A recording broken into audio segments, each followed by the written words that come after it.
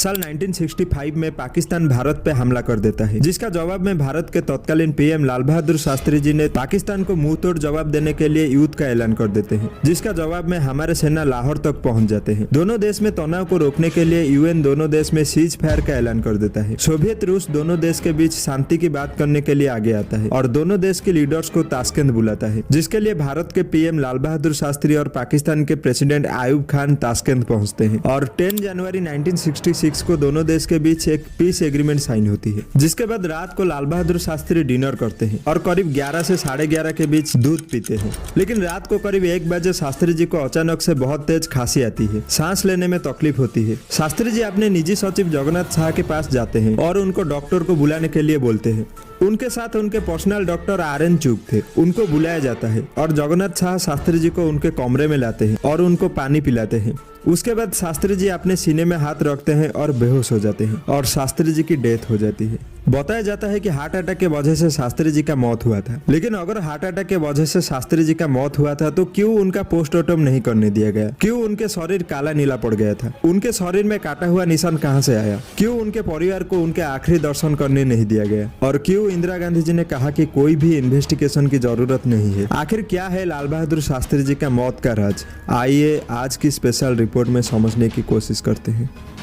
1966 में प्रधानमंत्री रहते हुए लाल बहादुर शास्त्री की मौत रहस्यमय ढंग से ताशकंद समझौते के बाद हुई थी। शास्त्री जी मरे या मार दिए गए? Want to know Shastri ji के साथ क्या हुआ था? शास्त्री जी का पोस्टमार्टम क्यों नहीं किया गया? उस दिन शास्त्री जी को थर्मस में दूध किसने दिया था? क्या उसमें जहर था? उन्होंने बजर या बेल दबाया क्यों नहीं? Was it a heart attack or was it a state sponsored murder? Lal Bahadur Shastri ji का जन्म 2 अक्टूबर 1904 को हुआ था। उनका पूरा नाम लाल बहादुर श्रीवास्तव था। शास्त्री जी कास्ट सिस्टम के खिलाफ थे। उनका मानना था कि भारत का कोई भी इंसान अछूत नहीं है, जिसके लिए 12 साल की उम्र में उन्होंने अपना सरनेम बदल दिए। ग्रेजुएशन के बाद लोग उनको शास्त्री जी का उपाधि दिए और तब से उनका नाम लाल बहादुर शास्त्री बन गया। लाल बहादुर शास्त्री बहुत ही सिंपल और सिंसियर थे। उनके कई सारे ऐसे किस्से हैं जो उनके महानता और इंटीग्रिटी का प्रमाण देता है। अगर आप उसके लिए एक अलग वीडियो चाहते हो तो नीचे कमेंट में बता सकते हो। देश को ग्रीन रिवॉल्यूशन देने वाले लाल बहादुर शास्त्री जी थे। जय जवान जय किसान का नारा देने वाले लाल बहादुर शास्त्री जी थे। पूरे देश के लोग जिनके कहने पर 3 वक्त का खाना छोड़ के 1 वक्त का खाना खा के देश के मुसीबत के समय देश का साथ दिए, वो थे लाल बहादुर शास्त्री। एक ऐसे महान लीडर का मौत किसी और देश में हो जाती है, लेकिन मौत कैसे हुआ ये पता लगाने के लिए पोस्टमार्टम तक नहीं होने दिया गया और बार बार ये बताया गया कि शास्त्री जी का मौत हार्ट अटैक के वजह से हुआ था। लेकिन ऐसे कई सारे सवाल उठा जो ये सोचने में मजबूर करता है कि शास्त्री जी का मौत एक नेचुरल मौत नहीं था। अगर हार्ट अटैक से उनका मौत हुआ था तो क्यों उनके शरीर काला नीला पड़ गया था? एक देश की पीएम जिस कमरे में रहते थे, क्यों उनके कमरे से उनके पर्सनल असिस्टेंट और डॉक्टर के कमरे इतनी दूर था? उनके कमरे में जो फोन और बेल होता है जिसको यूज करके वो किसी को भी बुला सकते थे, लेकिन एक्चुअली में उनके कमरे में फोन और बेल नहीं था, जिसके लिए वो चाल के उनके कमरे से उनके निजी सचिव कमरे तक गए थे उनको बुलाने के लिए। शास्त्री जी का जो फ्लास्क था जिससे वो दूध और पानी पीते थे वो उनके परिवार को लौटाए नहीं गए, लेकिन बाकी जो सामान था जो शास्त्री जी अपने साथ लिए थे वो सब लौटा दिया जाता है। और हैरानी की बात तो ये था कि शास्त्री जी जब आखिरी सांस ले रहे थे बार बार उस फ्लास्क के तरफ इशारा कर रहे थे। जब लोग उनके पास वो फ्लास्क लेके आते हैं तो शास्त्री जी उसको फेंक देते हैं, लेकिन क्यों उस फ्लास्क का फॉरेंसिक टेस्ट नहीं हुआ? उनके पार्थिव शरीर जो नीला पड़ गया था, जब उसका कारण पूछा गया तो उनके चेहरे पर चंदन लेप दिया गया। उनके पेट और गर्दन पर कुछ निशान थे जिससे खून निकल रहा था।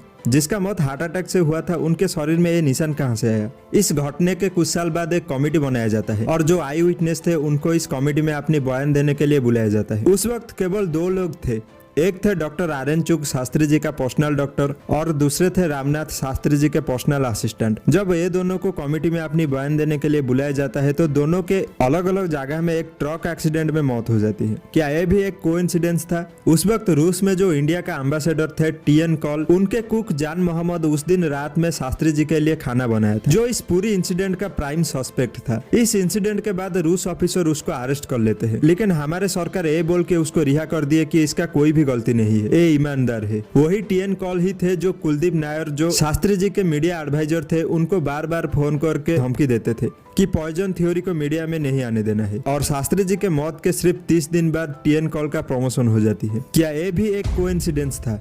इतना सब कुछ होने के बाद जब लोग और ऑपोजिशन लीडर तत्कालीन पीएम इंदिरा गांधी से डिमांड करते हैं इन्वेस्टिगेशन के लिए, इंदिरा गांधी बोलते हैं कि कोई भी इन्वेस्टिगेशन की जरूरत नहीं है। शास्त्री जी के डेथ को लेकर कई सारी कॉन्स्पिरेसी थ्योरी बनने लगी, लेकिन अनुज धर जो एक सीनियर जर्नलिस्ट और कई सारी रिसर्च भी किए थे शास्त्री जी के डेथ को लेकर, उन्होंने अपनी किताब your prime minister is dead में 3 थ्योरी दिए। पहले थ्योरी में बोला गया है कि CIA यानी अमेरिका की खुफिया एजेंसी ताशकंद अकर्स फेल होने के लिए शास्त्री जी का मर्डर किया। दूसरे थ्योरी में बोला गया है कि KGB यानी रशियन खुफिया एजेंसी ने शास्त्री जी को पॉइजन देके मारा। और तीसरे थ्योरी में बोला गया है कि भारत के कुछ पॉलिटिशियन ने सत्ता के लिए शास्त्री जी का मर्डर किया। लेकिन शास्त्री जी का मौत आज भी एक मिस्ट्री है। अगर उस वक्त शास्त्री जी का पोस्टमार्टम होता तो सब कुछ क्लियर हो जाता। शास्त्री जी जो अपने सरल और सिंसियरिटी के वजह से लोगों के दिलों में थे, एक ऐसे लीडर जिनके कहने पर देश के लोग एक वक्त का खाना खाए थे, जिन्होंने हमारे जवानों और किसानों के मन में उत्साह भरने के कारण हमारे जवान युद्ध के मैदान में पाकिस्तान को धूल चटाए थे और हमारे किसानों ने फूड के मामलों में देश को आत्मनिर्भर बनाए थे। क्या एक ऐसे लीडर का मौत का राज जानना हमारा अधिकार नहीं है?